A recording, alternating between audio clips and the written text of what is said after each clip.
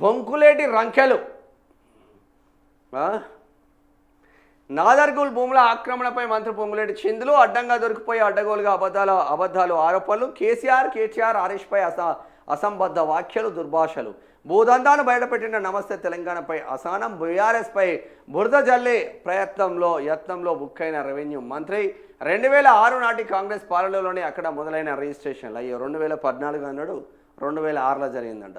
BRS హయాంలో రిజిస్ట్రేషన్లు మొదలయ్యాయని అసత్యాలు. రేవంత్ ప్రభుత్వం ఏర్పడిన వారానికి తెరపైకి ఏజీపీఏ హోల్డర్ కరీం 11వ రోజు వందలాది మంది పోలీసులతో భూముల స్వాధీనం. కేసీఆర్ ప్రభుత్వ న్యాయ పోరాటాన్ని నేటికి కొనసాగిస్తున్న సర్కార్.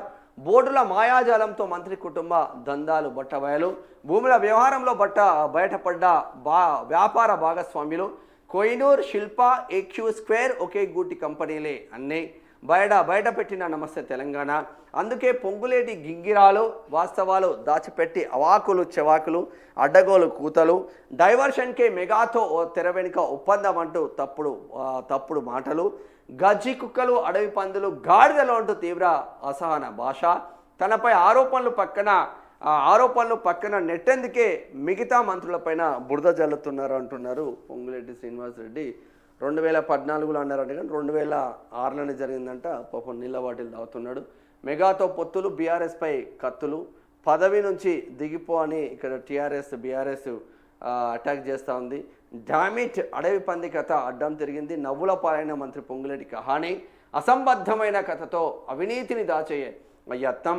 తనపై బురద జల్లుతున్నారని బాధపడుతున్న సహచర మంత్రులకు మకిలి అంటించిన వైనం.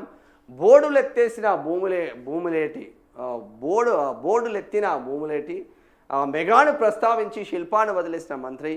బోర్డుల చెరిపివేతను దాచి ఒప్పందం ఆరోపణలు అన్నింటిలో రాఘవనని ఉన్నదని తెలిసిన మొత్తం పచ్చి అబద్ధాలు బోర్డులే తీసేసిందండి. రాఘవ కన్స్ట్రక్షన్ మొత్తం దందా తెర వెనుక మొత్తం పొంగులేటి దందా బయటికి తీసుకొస్తున్నారు. దీని వెనుక 100కు 150% రేవంత్ రెడ్డి ఉన్నాడే.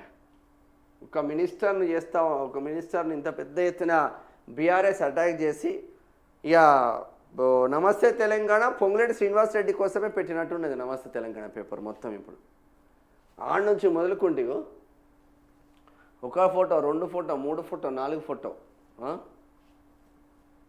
ఇగో 5వ ఫోటో, 6వ ఫోటో, ఇక్కడ 7వ ఫోటో, మొత్తం పొంగులేటి శ్రీనివాసరెడ్డి కోసమే పెట్టినట్టున్నది. మోదీ కళ్ళలో ఆనందం కోసమే రేవంత్ తహతహ. అందుకేనా అస్సాంను వదిలి వరుసగా కేరళ పర్యటనలు. ఇండియా కూటమికి చెందిన విజయాన్పై తీవ్ర విమర్శలు. అస్సాం సీఎం హిమంత విషయంలోనూ పలయానన వాదం.